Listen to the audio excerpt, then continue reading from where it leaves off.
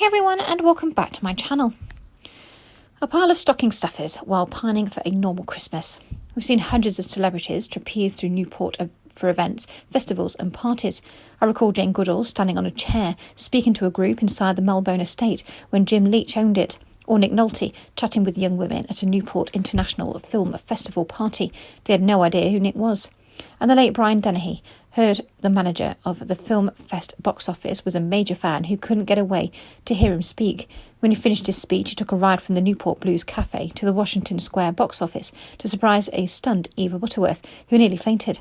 Oh, and Bob Dylan went electric at the 1965 Newport Folk Festival, changing the course of modern music. So, you're wondering, why is this codger digging up these celeb memories? Who on earth cares?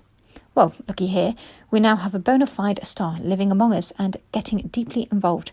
Comic Jay Leno and his wife Mavis bought 4 of the 5 units at Seafair in 2017. Leno could probably buy Rhode Island if he wanted.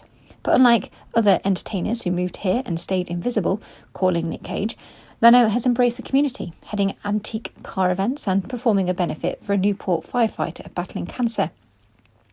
On Thursday, he wraps up a 5-night stint at the Firehouse Theatre with the Bit Players, a fundraiser for the Newport Fraternal Order of Police Lodge. His shows sold out at Folk Festival speed. I've seen Facebook pics of him at a Stop and Shop on Bellevue Avenue, and I think the 4th Street Diner. I'm one of the 2% of Aquidneck Islanders who've met him. I might have to confess that I was more of a Letterman guy. Some have griped Leno gets more attention than people who worked for good causes with no fanfare for years. OK, fair enough, but if Leno lends his time and effort to a local cause, it will sell out. And all celebs want to be a part of their community. We've yet to see Judge Judy appearing at fundraisers, but it's her prerogative. Leno has stepped up like no other, so if he gets some attention, why not?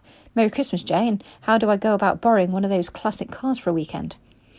A celebrity who lived there a few years ago in the 1980s was actor Antonio Fargas, the original Huggy Bear, a nice guy who put in many hours helping the Dr. Martin Luther King Jr. Community Centre.